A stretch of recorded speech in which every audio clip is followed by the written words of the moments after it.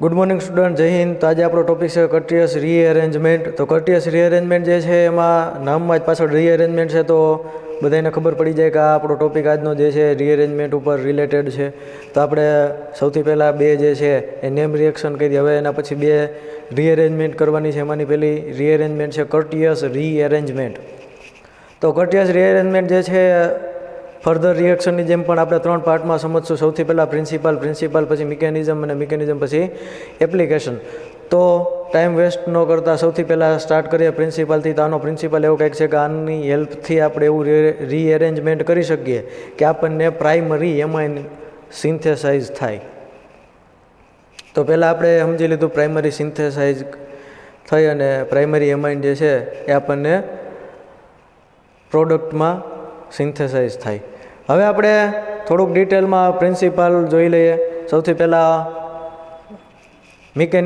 રિએક્શનથી જ આપણે પ્રિન્સિપાલ જે છે એનો કન્સેપ્ટ ક્લિયર કરીએ, ત્યારબાદ થોડુંક હું એને એક્સપ્લેન કરીશ. તો સૌથી પહેલાં અહીંયા આગળ હું RCOON3, તો અહીંયા આગળ આવું કંઈક મેં સ્ટાર્ટિંગ મટીરિયલ લઈ લીધું છે. નેમ અત્યારે હું નથી લખતો, હમણાં આપણે મિકેનિઝમમાંનું નામ પણ સમજશું કઈ રીતે હોય. તો અત્યારે ખાલી આવું લઈ લઉં છું. એનું જે છે એને હીટ આપીએ એટલે અહીંયાથી -N2 થશે અને આપણને આવું કંઈક મળે, RNCO. તો આવું કંઈક આપણને ઇન્ટરમીડિયેટ મળશે. આ ઇન્ટરમીડિયેટ જે છે એને પણ આપણે ડિટેલમાં જોશું. અને એના પછી જે છે પહેલા સ્ટેપમાં હીટ આપી, બીજા સ્ટેપમાં આપણે એને કરશું H2O રિએક્શન. તો સેકન્ડ સ્ટેપમાં H2O રિએક્શન કરીએ એટલે એમાંથી જે છે અહીંયા આગળથી આવો કોઈ પોર્શન છૂટવો પડશે. અહીંયા આગળ H2 જોઈન થઈ જશે અને આપણને મળશે RNH2. અને આપણે 1 ડિગ્રી એમાઇનથી ઓળખીએ છીએ. તો આપણને 1 ડિગ્રી એમાઇન જે છે સિન્થેસાઇઝ થશે. તો આપણો રીઅરેન્જમેન્ટનો એઇમ જે છે એ શું હશે? તો કે 1 ડિગ્રી એમાઇન જે છે એ સિન્થેસાઇઝ કરવો. એટલે કે કોઈ પણ સ્ટાર્ટિંગ મટીરિયલ હોય એમાં જે છે એમાઇન એટેચમેન્ટ થઈ જાય. તો આપણો પ્રિન્સિપાલ જે છે થોડુંક વર્ડમાં સમજીએ તો કે આપણું સ્ટાર્ટિંગ મટીરિયલ જે છે, પહેલાં તો આને સ્ટાર્ટિંગ મટીરિયલને હજી એક સ્ટેપ બેકવર્ડમાં જાય, એટલે કે કઈ રીતે આ બન્યું એને સમજીએ. તો કે અહીંયા આપણે બનાવવા માટે થઈને જે છે પહેલાં સ્ટાર્ટિંગ મટીરિયલ RCOOCl, એટલે કે આપણું થઈ ગયું એસિડ ક્લોરાઇડ. તો આપણે એસિડ ક્લોરાઇડથી સ્ટાર્ટ કરી અને એમાઇન સુધી જઈશું.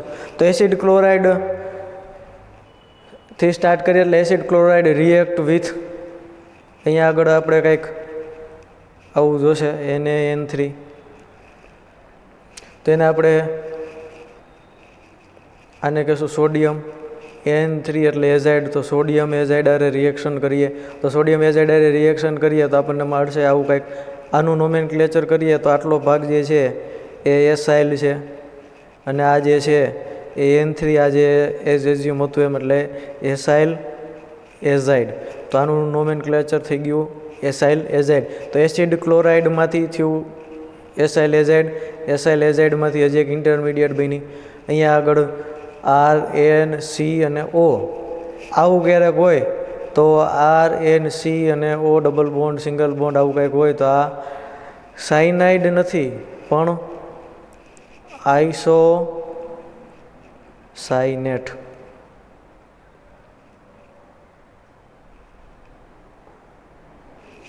તો આવું કંઈક ઇન્ટરમીડિયેટ આઇસોસાયનેટ બને અને ત્યારબાદ આપણને 1 ડિગ્રી એમાઇન મળે. તો આપણો પ્રિન્સિપાલ થઈ ગયો. પ્રિન્સિપાલમાં અને મિકેનિઝમમાં થોડોક જ ચેન્જ છે, એક બે સ્ટેપ જે છે આ થોડુંક ડિટેલમાં આપણે સમજશું અને ઇઝીલી સમજાઈ જાય એવી રિએક્શન છે. એટલે બધી હાર્ડ નથી, કંઈક કોઈ પણ વસ્તુ ગોખવાની જરૂર નથી. હું વારંવાર કહું છું chemistry is a logical and conceptual subject. તો આપણે કોઈ વસ્તુ ગોખવાની નથી, એ બધાના જે છે લોજિકલી થોડુંક માઇન્ડ જે છે એક્ટિવ રાખવાનું, પ્લસ જે છે કન્સેપ્ટ ક્લિયર કરતા જવાના. એટલે મિકેનિઝમ, રિએક્શન બધું સમજાઈ જશે. ઘણીવાર હું ક્લાસમાં કન્વર્ઝેશન ચાલતું હોય ત્યારે પણ હું કહું છું કે એકાબીજાને રિએક્શન જે છે તમારે આપવાની, કે આ એક્ઝામ્પલ છે, હું કોઈ બીજાને ફોરવર્ડ કરું ભાઈ તું આનું એક્ઝામ્પલ જે છે એની આ રિએક્શનમાં એપ્લિકેશન કર, એ બીજાને આપે એવી રીતે જેમ જે ફોરવર્ડ કરતા જાય એમ એકબીજાની સ્કિલ ડેવલપ થતી જશે, એમ રિએક્શન જે છે એ ઇઝીલી સમજાતી જશે. અને ઓર્ગેનિકમાં જો તમને રિએક્શન જે છે એનો કન્સેપ્ટ સમજાઈ જાય તો કોઈ પણ વસ્તુ જે તમારે ગોખવાની જરૂર પડતી જ નથી. તો અહીંયા આગળ થોડુંક આટલી વસ્તુ જોઈ લીધી પ્રિન્સિપલમાં, તો પ્રિન્સિપલ સમજાઈ જાય પછી આપણે એનું મિકેનિઝમ જોઈએ. તો હવે અહીંયા આગળથી હું અહીંયા આગળ જ નીચે સમજાવવાની ટ્રાય કરું છું મિકેનિઝમ.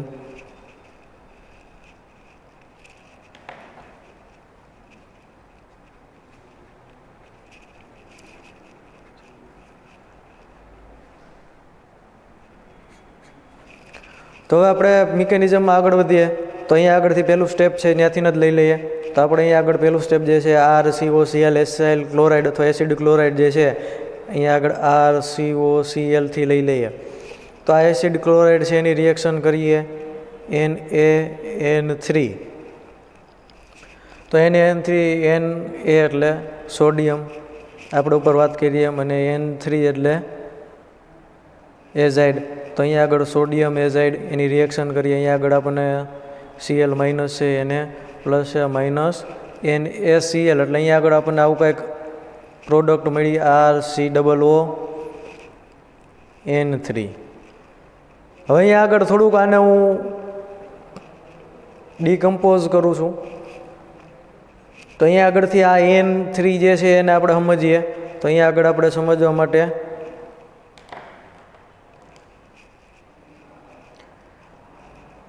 RCOONN.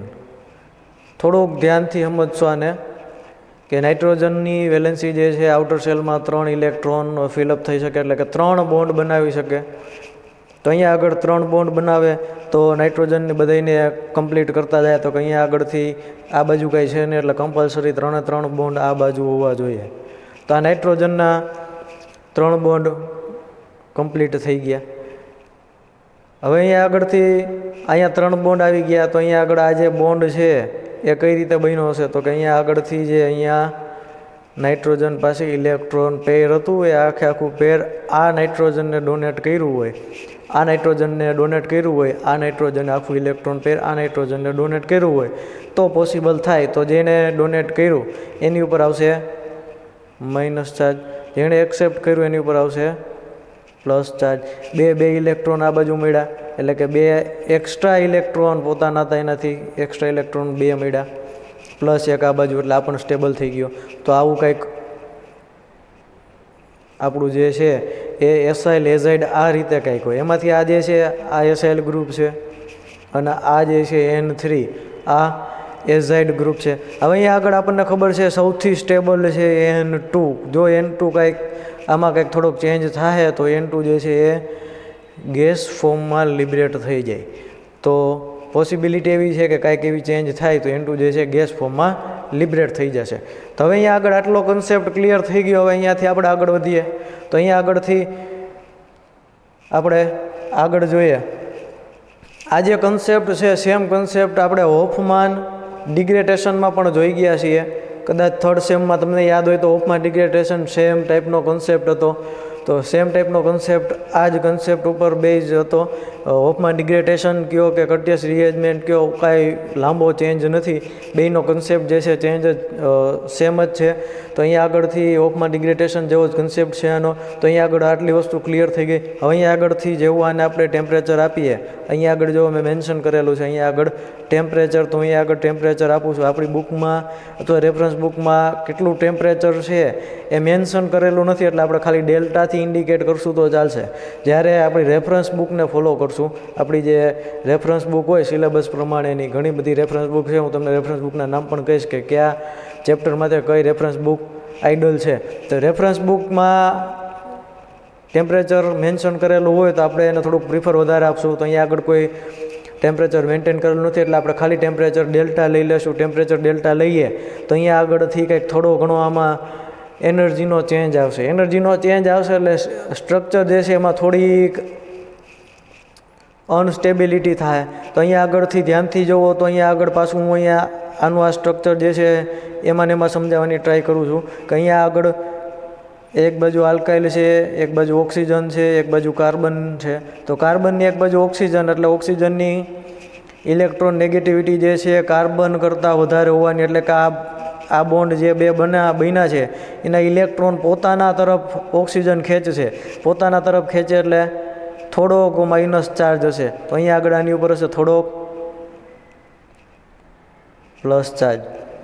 આટલી વસ્તુ ક્લિયર થઈ ગઈ. તો આ બાજુ આર છે, આરનો નેચર પણ કેવો છે તો કે આર જે છે એ અહીંયા આગળ તો અત્યારે સ્ટેબલ છે, પણ અહીંયા આગળથી જેવું ઇલેક્ટ્રોન પેર અહીંયા આગળ હશે એનર્જી આપીએ તો સક્રિય થાય તો અહીંયા ઇલેક્ટ્રોન પેર છે એટલે કે અહીંયા નેગેટિવ કંઈક ચાર્જ પણ છે ને ઇલેક્ટ્રોન પેર આ નાઇટ્રોજનનો અહીંયા આગળ રિઝર્વ પડેલું છે.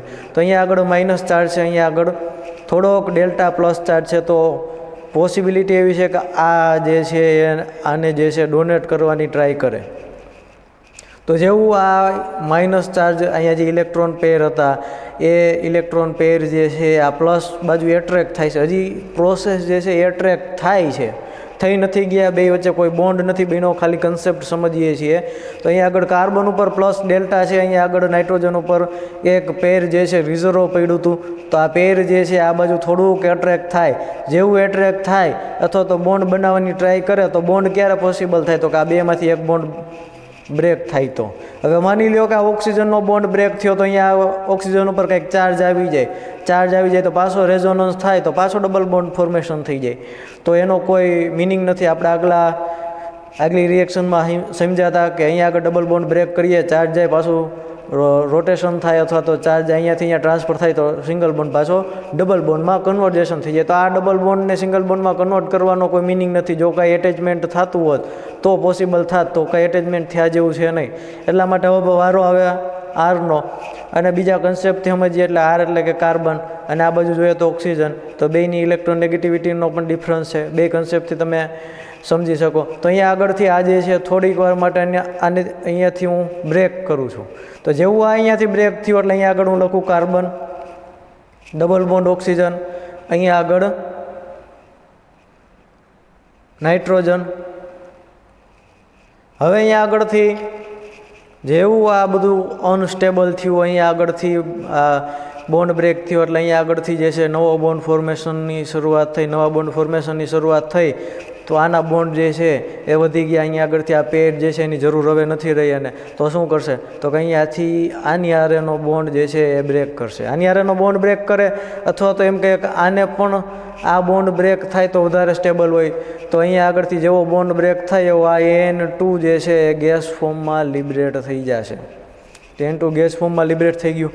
હવે અહીંયા આગળથી આર જે છે હજી હવામાં તો એને હું પાછો લઈ આવું અહીંયા. તો કે હવે અહીંયા આગળથી એનના 3 બોન્ડ બનવા જોઈએ, કાર્બનના 4 બોન્ડ બનવા જોઈએ. અહીંયા આગળ ઓલરેડી એક બોન્ડ હતો એ આપણે ઇન્ડિકેટ કર્યો, બીજો બોન્ડ બનવાની શરૂઆત થઈ હતી. હવે બીજો બોન્ડ બન્યો એટલે અનસ્ટેબલ થયું, એટલે અહીંયા આગળથી આ N2 લિબરેટ થયું. એટલા માટે અહીંયા આગળ આર જે છે હવામાં આપણે રાખ્યો તો આ હવામાં હતો. હવામાંથી હું એને અહીંયા લઈ આવું તો કે એક જ જગ્યાએ એટેચ થઈ કેમ છે અહીંયા આગળ. હવે ધ્યાનથી જુઓ તો નાઇટ્રોજનના 3 બોન્ડ કમ્પ્લીટ થઈ ગયા, કાર્બનના 4 બોન્ડ કમ્પ્લીટ થઈ ગયા, ઓક્સિજનના 2 બોન્ડ કમ્પ્લીટ થઈ ગયા. આખું સ્ટ્રક્ચર જે છે એ કમ્પ્લીટ થઈ ગયું. આવું કંઈક ઇન્ટરમીડિયેટ બની. અને ઇન્ટરમીડિયેટ બની એ કેવી હશે તો કે અહીંયા આગળ સ્ટેબલ હશે થોડીક. હવે એને સ્ટેબલ છે એને આપણે અનસ્ટેબલ કરીએ અથવા તો એને કંઈક બીજા રિએક્શન કરાવીએ. તો હવે અહીંયાથી આપણે આગળનું સ્ટેપ જોઈએ. એની પહેલાં આગળનું સ્ટેપ જોઈએ પહેલાં થોડુંક સમજી લઈએ કે આ બાજુ કાર્બન છે, કાર્બનની એક બાજુ નાઇટ્રોજન, બીજી બાજુ ઓક્સિજન. એટલે કાર્બનની બંને બાજુ કાર્બન કરતાં વધારે ઇલેક્ટ્રોન નેગેટિવિટીવાળા બે બાજુ એટમ છે. તો આ બાજુ જે છે નાઇટ્રોજન આ બાજુ ખેંચતો હશે, ઓક્સિજન આ બાજુ ખેંચતો હશે. ઓક્સિજન ઉપર કાંઈક ચાર્જ હશે એટલે કે અહીંયા આગળ માઇનસ ડેલ્ટા. માની લો કે આની પાસે 8 આના જેટલો ચાર્જ છે, આની પાસે 8 આના જેટલો ચાર્જ છે. તો બેનો સરવાળો થાય એટલો ચાર્જ આની ઉપર હોય. એટલે કે આની પાસે રૂપિયો હોય, આ 8 આના લઈ ગયો, 8 આના લઈ ગયો, તો કાર્બન આગળથી કેટલા ગયા? 1 રૂપિયો ગયો. સેમ એના જેવું થોડોક ચાર્જ આની આગળ છે, થોડોક ચાર્જ આની આગળ છે. તો આની ઉપર પ્લસ ડેલ્ટા, આનો પ્લસ ડેલ્ટા. એટલે આ બંનેના ચાર્જ કરતાં આનો ચાર્જ કેવો છે? પ્લસ ચાર્જ વધારે છે. આના માઇનસ ચાર્જ કરતાં અને આના માઇનસ ચાર્જ ઇન્ડિવિડ્યુઅલ બેના ચાર્જ કરતાં આનો ચાર્જ વધારે હશે અને બેનો જેટલો કમ્બાઇન્ડ સમ થાય એટલો આનો પ્લસ હશે. Minus delta is equal to આ જે છે એ પ્લસ ડેલ્ટા. એટલે કે ખાલી આપણે એક ફિગરથી સમજ્યા કે આ 8 આના છે, આ 8 આના છે તો આ રૂપિયો, એક 8 આના આની આગળથી લઈ ગયો, એક 8 આના આની આગળથી લઈ ગયો, તો બે 8 આના લઈ લીધા તો આની આગળ કેટલા વધ્યા? રૂપિયો. તો બનશે ત્યાં સુધી આપણે આવા કોન્સેપ્ટ જે છે ડાઉટ ન રહે એટલા માટે આવા એક્ઝામ્પલથી આપણે સોલ્વ કરશું. તો હવે અહીંયા આગળ આવી વસ્તુ થઈ ગઈ, અહીંયા આગળ પ્લસ છે એટલે કે અહીંયા આગળ જે છે એને ઇલેક્ટ્રોન ઘટે છે, બરાબર. આવી રીતે આવું કંઈક છે. હવે અહીંયા આગળ પોતાની ઇલેક્ટ્રોન ઘટે છે. ઇલેક્ટ્રોન ઘટે છે એટલા માટે આપણે ઇલેક્ટ્રોન રીચ કમ્પાઉન્ડ આપીએ અથવા તો જેની પાસે ઇલેક્ટ્રોન પેર હોય એવું કમ્પાઉન્ડ બાજુમાં મૂકીએ. તો અહીંયા આગળ હું જે છે એ આવું કોઈ કમ્પાઉન્ડ આપું છું. અહીંયા આગળ આપણે જે હતું એ H2O, તો H2Oનું થોડુંક સ્ટ્રક્ચર હું દોરું તો આવી રીતે હોય સ્ટીરિયો કેમિસ્ટ્રિકલી. તો ઓક્સિજન, હાઇડ્રોજન બે વચ્ચે 120 ડિગ્રી હોય. અહીંયા આગળ જે છે આવું કંઈક ઓક્સિજન ઉપર આવું કંઈક પેર હશે, બરાબર. આ પેર છે એટલે કે રિઝર્વ છે ઇલેક્ટ્રોન. તો અહીંયા આગળ ઇલેક્ટ્રોન પેર છે એટલે કે પોતે એઝ અ ન્યુક્લિયોફાઇલ પણ રહી શકે. એની પાસે ઇલેક્ટ્રોન પેર છે એટલે કે ઇલેક્ટ્રોન વધારાના છે. આની પાસે ઇલેક્ટ્રોન ઘટે છે શું કામ? આમ નથી ઘટતા પણ કન્સેપ્ટમાં આપણે સમજ્યા, થોડાક ઇલેક્ટ્રોન આ બાજુ ખસી ગયા, થોડાક ઇલેક્ટ્રોન આ બાજુ ખસી ગયા, તો આની ઉપર કંઈક ચાર્જ છે એટલે આ જે છે એની ઉપર માઇનસ છે, આની ઉપર પ્લસ છે. તો માઇનસ અને પ્લસ એટ્રેક થાય એટલે કે ન્યુક્લિયોફાઇલ એટેક કરશે. આપણો જે કન્સેપ્ટ હતો એ ન્યુક્લિયોફાઇલવાળો કન્સેપ્ટ. તો અહીંયા આગળ જે છે એ એટેક કર્યું. અહીંયા આગળથી જેવું એટેક કર્યું તો અહીંયા આગળથી જેવું એટેક થાય એટલે અહીંયા આગળથી કાર્બન જે છે એની યારે માની લો કે થોડો એક ટાઈપનો વીક બોન્ડ પહેલાં બન્યો, એટ્રેક થયા પછી એકબીજાની નજીક આવ્યા. એટલે અહીંયા આગળથી હવે શું, પહેલાં અહીંયા થોડુંક વધારે હું સમજાવી દઉં. આ કાર્બન છે, કાર્બન, નાઇટ્રોજન અને ઓક્સિજન. તો કાર્બન 6 નંબર, આ 7 નંબર અને 8 નંબર. એટલે ઇલેક્ટ્રોનેગેટિવિટી તમે ધ્યાનથી જુઓ તો સૌથી ઓછી કાર્બનની છે આ ત્રણમાંથી, એનાથી વધારે નાઇટ્રોજનની છે અને એનાથી વધારે ઓક્સિજનની છે.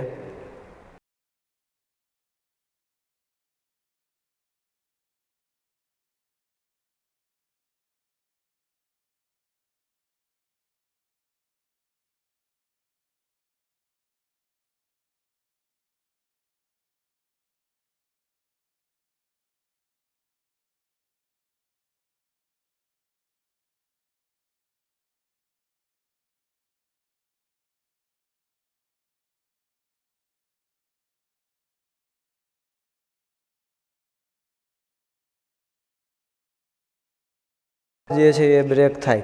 તો કાર્બન અને નાઇટ્રોજન વચ્ચેનો પાઈ બોન્ડ જે છે બ્રેક કર્યો. અહીંયા આગળ આપણે સમજીએ તો આપણું જે કાર્બન ડબલ બોન્ડ ઓક્સિજન, અહીંયા આગળથી એક બોન્ડ બ્રેક થયો નાઇટ્રોજન, અહીંયા આગળ આર.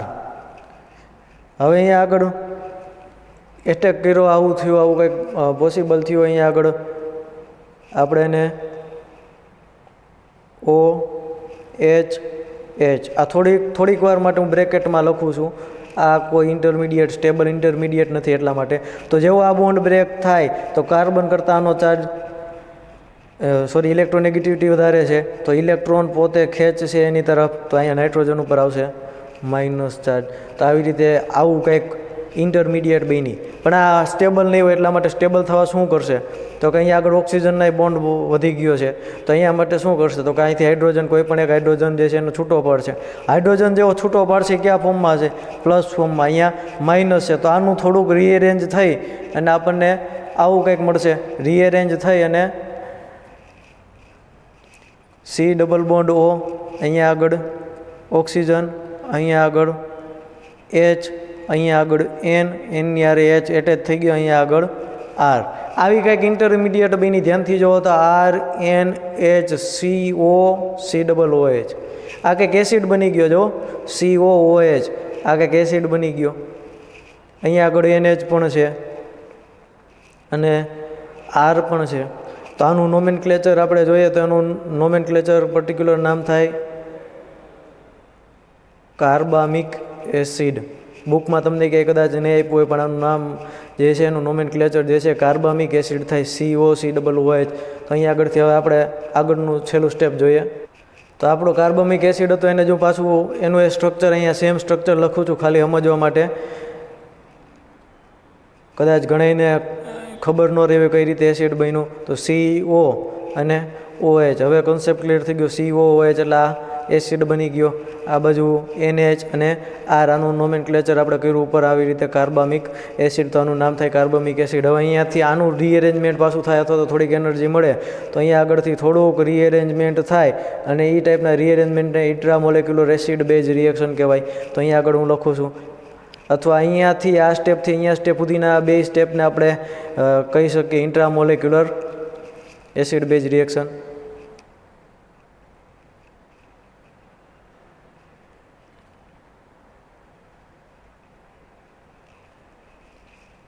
તો ઇન્ટ્રામોલેક્યુલર એસિડ બેઝ રિએક્શન અહીંયાથી સ્ટાર્ટ કરીને આ જે સ્ટેપ છે ત્યાંથી અહીંયા સુધીની રિએક્શન જે છે intra molecular acid base reaction પણ કહી શકીએ. તો અહીંયા આગળથી આપણને આવો કાર્બામિક એસિડ મળ્યો. કાર્બામિક એસિડ મળ્યો જે અહીંયા આગળ સ્ટેબલ થવા માટે હવે અહીંયા આગળથી આ જે હાઇડ્રોજન જે છે એને હું થોડોક અહીંયાની જગ્યાએ આવી રીતે હું કન્સેપ્ટથી દેખાડું. તો હવે આને સ્ટેબલ થવા માટે શું કરશે? તો કે અહીંયા આગળથી જેવી એનર્જી મળશે એવું અહીંયા આગળથી આ એસિડ બેઝ કન્સેપ્ટથી CO2 માઇનસ થઈ જાય. તો માઇનસ અહીંયા થઈ ગયું CO2.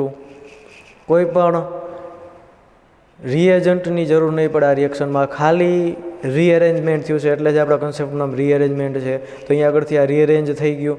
અહીંયા આગળથી COO બે બાજુથી જે છે એ ઓક્સિજન એટેચ થઈ ગયું. CO2 એટલે કે આવી રીતે CO અને O કાર્બનની બે વેલેન્સી, ઓક્સિજનની બે વેલેન્સી, આવું કંઈક માઇનસ થઈ ગયું. હવે અહીંયા આગળ શું વધ્યું? RNH. બાકીનો જે હાઇડ્રોજન વધ્યો એ પણ અહીંયા આવી જાય. તો અહીંયા થઈ ગયું RNH2. તો RNH2 આપણી જે પ્રોડક્ટ હતી એ સિન્થેસાઇઝ થઈ ગઈ અને આને આપણે કહેશું એમાઇન, AMINE. તો આપણો એમાઇન થઈ ગયો અને એનની એક બાજુ R એટલે 1 ડિગ્રી એમાઇન. તો આપણને જે છે આના સિન્થેસિસ જે છે આપણું 1 ડિગ્રી એમાઇન જે છે આપણને સિન્થેસાઇઝ થયું. આપણું સ્ટાર્ટિંગ મટીરિયલ જે છે એ એસિડ ક્લોરાઇડ કયો અથવા એસાઇલ એઝાઇડ કયો. તો એસાઇલ એઝાઇડથી લઈને આપણે આઇસોસાઇનેટ બનાવ્યું, આઇસોસાઇનેટ બનાવી અને ત્યારબાદ કાર્બામિક એસિડ બનાવ્યું અને કાર્બામિક એસિડથી લઈ અને લાસ્ટમાં આપણે 1 ડિગ્રી એમાઇડ બનાવ્યું. તો આ જે છે કન્સેપ્ટ જે છે CO2 માઇનસ થાય આ કન્સેપ્ટમાં અને NH2 જે છે લાસ્ટમાં સિન્થેસાઇઝ થાય એટલે કે આપણને એમાઇન મળે. તો ખાલી આપણે અત્યારે મિકેનિઝમ સમજીએ. હવે એક બે એક્ઝામ્પલ જે છે એ એપ્લિકેશન હું અહીંયા આગળ ટ્રાય કરું છું એટલે એનાથી થોડો કન્સેપ્ટ વધારે ક્લિયર થઈ જશે. તો કન્સેપ્ટ જે છે ક્લિયર કરવા માટે તમારે કમ્પલસરી જે મને એસાઇનમેન્ટમાં સબમિટ કરાવો છો એને મિકેનિઝમ સાથેની ક્લિયર કરવાની. એક બે કોઈના ક્વેશ્ચન હતા લાસ્ટ ટાઈમે કદાચ સોલ્વ નથી થયા, મારી પાસે થોડોક ટાઈમ નહોતો રહ્યો. તો હવે હું નેક્સ્ટ આપણે જ્યારે મિટિંગ હશે ત્યારે સોલ્વ કરશું બધાય. તો અહીંયા આગળ જે છે આવું કંઈક સ્ટાર્ટિંગ મટીરિયલ હું લઈ લઉં છું. માનો કે CH3 લઈ લઈએ, CH2 લઈ લઈએ, અહીંયા CO, CL આપણું જે સ્ટાર્ટિંગ મટીરિયલ હતું સેમ એના જેવું જ લઈ લીધું. અહીંયા આગળ પેલું સ્ટેપ અથવા તમે આ સ્ટેપની જગ્યાએ ડાયરેક્ટ અહીંયા આગળથી તમે લઈ લ્યો તો પણ ચાલશે. અને હું માઇનસ એને CL કરું એટલે અહીંયા આગળ CH, HC, N3 double bond O. ત્યાંથી આગળ હીટ આપું, ડેલ્ટા હીટ આપી, આવું કંઈક બનશે. બરાબર ને? તો અહીંયા આગળથી સેમ હીટ આપી. હવે અહીંયા આગળ ઉપરનું જે હતું એઝ એઝ્યુમ CH3, અહીંયા આગળ H એટલે કે આપણો R છે, Rમાં કોઈ ટાઈપનો ચેન્જ નથી. અહીંયા આગળથી હીટ આપી, અહીંયા આગળથી જે છે થોડીક આવી રીતે NCO ડેલ્ટા. આ આપણે સમજાતા મિકેનિઝમમાં કઈ રીતે એ આ રીતે ટેમ્પરેચરથી આ રીતે એરેન્જ થયું. તો એની જગ્યાએ સેમ એવી જ રીતે અહીંયા આગળ N આવી ગયો, N પછી C પછી O. આપણો જે આઇસોસાઇનેટ હતો એ બની ગયો. તો કઈ રીતે આપણે અહીંયા આગળ સમજાતા આવી રીતે હોય, અહીંયાથી N2 લિબરેટ થાય, અહીંયાથી આ એરેન થાય, આરથી આર આ બાજુથી આ બાજુ માઇગ્રેટ થાય તો અહીંયા આગળ RNCO થઈ જાય. તો સેમ એવી જ રીતે અહીંયા આગળ RNCO સેમ કન્સેપ્ટ છે, ખાલી મેં થોડુંક સ્પીડમાં ફોરવર્ડથી મારી રીતે રિએક્શન કરી. તમારે આવી રીતે બને ત્યાં સુધી નથી કરવાની, તમારે સ્ટેપ બાય સ્ટેપ કરવાની. આપણી પાસે ટાઈમ આમાં લિમિટેડ હોય એટલા માટે આવી રીતે કરવી પડે છે. અહીંયા આગળ લાસ્ટ સ્ટેપ આપણું H2O. તો અહીંયા આગળથી જે છે બે સ્ટેપ હું એક હારે કરી નાખું. અહીંયા આગળથી H2O જે છે એ એટેક કરે, પ્લસ લાસ્ટ જે આપણો અહીંયા આગળથી CO2 માઇનસ થયું, ઇન્ટ્રામોલેક્યુલર એસિડ બેઝ રિએક્શન થઈ, બેયને હું એક જ રિએક્શનમાં અહીંયા ઇન્ડિકેટ કરી દઉં તો થોડુંક વધારે હેલું પડશે. અહીંયાથી CO અને અહીંથી જે O એટેચ થયો એ માઇનસ થઈ ગયો CO2, અહીંયા આગળ N એક H અને એક બીજો H, એટલે અહીંયા આગળ થઈ ગયું NH2. તો અહીંયા આગળ CH3 H અહીંયા થઈ ગયું NH2. તો આટલી વસ્તુ ક્લિયર. અહીંયા આગળથી જે છે NH2 એટલે અહીંયા આગળ આનું 1 2 એટલે 1 2 એટલે ઇથાઇલ એમાઇન. આ પણ 1 ડિગ્રી જ એમાઇન છે, નાઇટ્રોજનની હારે એક બાજુ કાર્બન એટલે 1 ડિગ્રી એમાઇન. તો આવું કંઈક આપણું જે છે એ એપ્લિકેશન પણ આપણે જોઈ લીધી. તો આ એની થઈ ગઈ એપ્લિકેશન. તો આપણી જે રિએક્શન જે છે એ દર વખતેની જેમ સૌથી પહેલાં આપણે એનો કોન્સેપ્ટ સમજ્યા, પ્રિન્સિપલમાં રિએક્શન જે છે એક સ્ટેપમાં કરી, ઝડપથી આપણે શોર્ટ સ્ટેપમાં કરી. ત્યારબાદ મિકેનિઝમમાં બધા સ્ટેપ જે છે ડીપમાં સમજતા ગયા.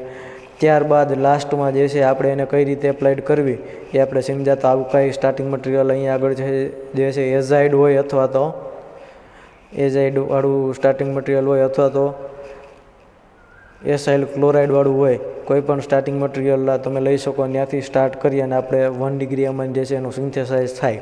તો અહીંયા સુધી રાખીએ. નેક્સ્ટ રિએક્શન રીએરેન્જમેન્ટ જે છે એ નેક્સ્ટ લેક્ચરમાં આપણે કરશું.